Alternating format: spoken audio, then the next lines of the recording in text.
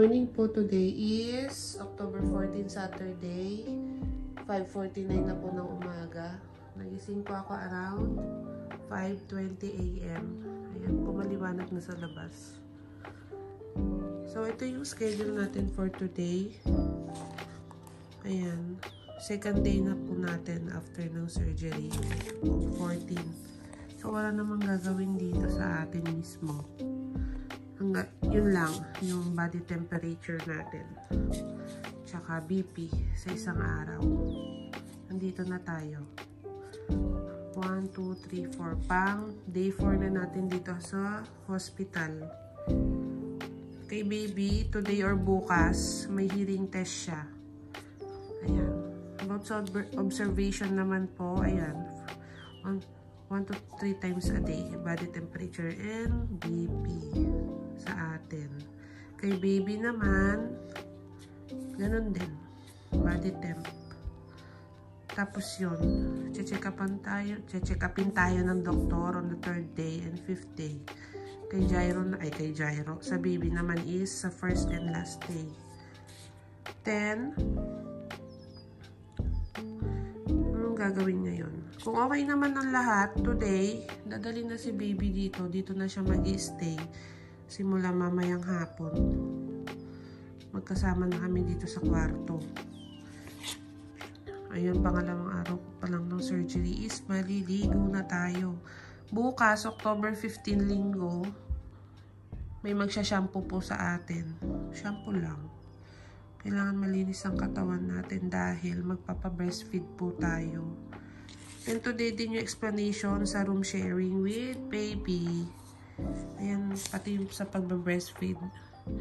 Kahit nagpa-breastfeed na tayo dati, tuturuan pa rin tayo. Sige. Oo, 9 years na rin nung huling ano. Ngayon pa lang ako tatayo. Ayan, ngayon pa lang ako tatayo. Iihi, tas kukuha ng BP. Yun lang.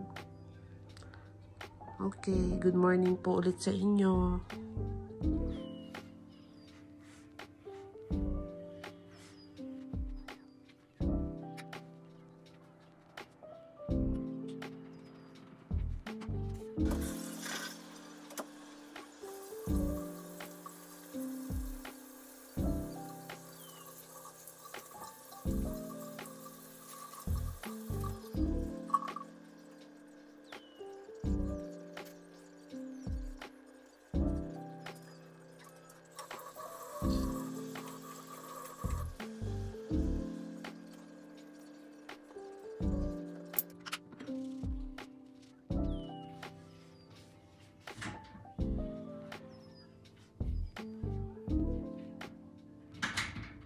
So, simula pala nung inilabas ko si Baby Jaina, lagi nang mataas yung BP ko pag umaga. Kaya laging naka-record yan. May binigay din sa akin na gamot para hindi mataas yung BP natin.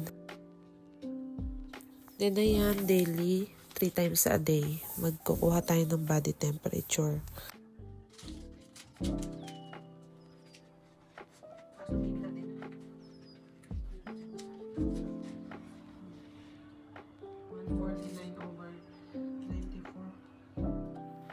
So, ayan, magliligpit-ligpit na naman tayo. Araw-araw kailangan malinis ang kwarto.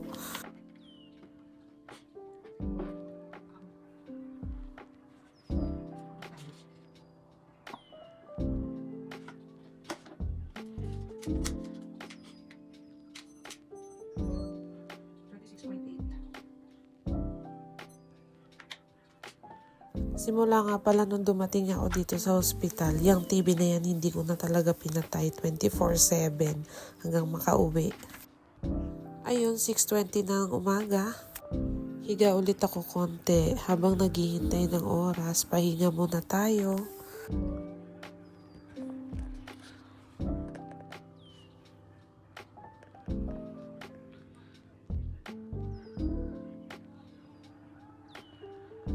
Yehey, dumating na rin yung food natin ngayong umaga. Yan talaga yung inaabangan ko pag alas 8 ng umaga, yung breakfast. Around 9:30 AM, nandito na si baby.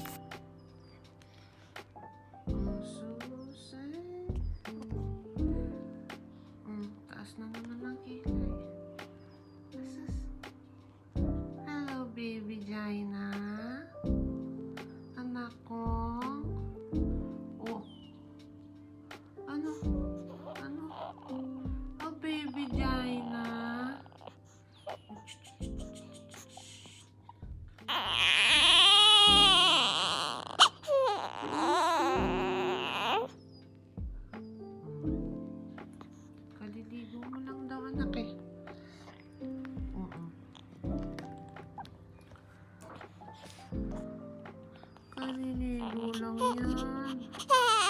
Oh, bakit?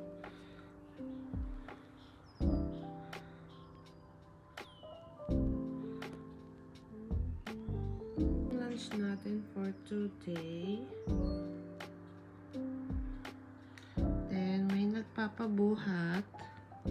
May nagpapabuhat kasi.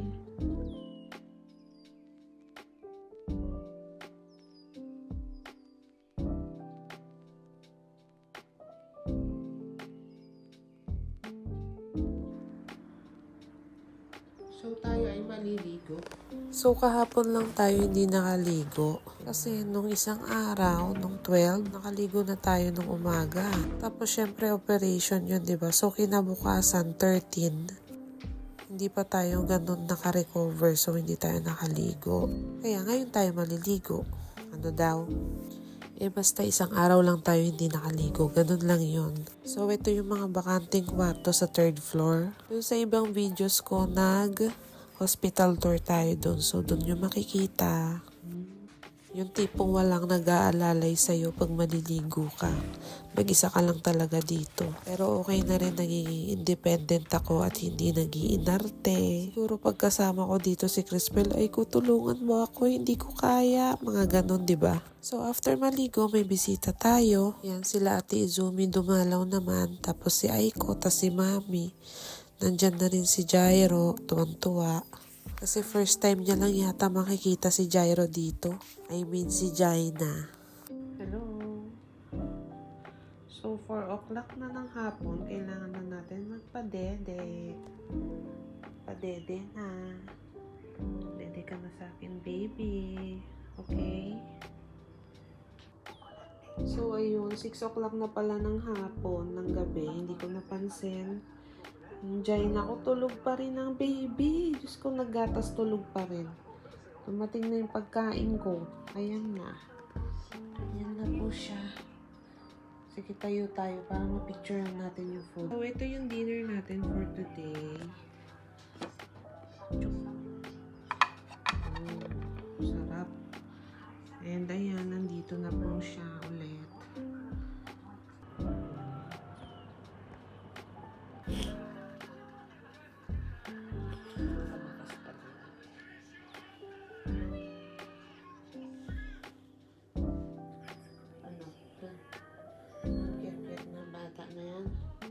Ang cute-cute ng bata na yan.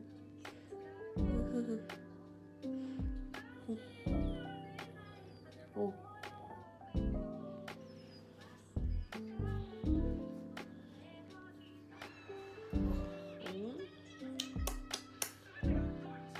Oh, bakit? Oh, may ano yung dilang sa taas.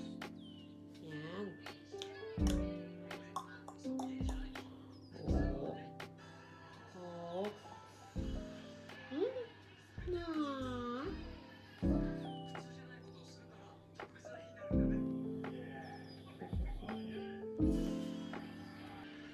Papaburp tayo ng baby.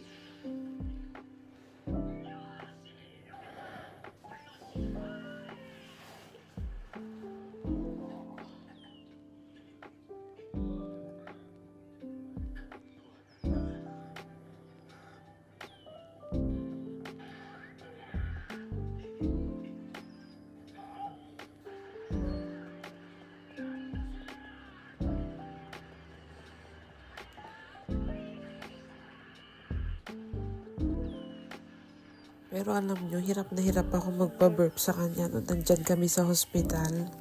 Hindi yung drunk pala.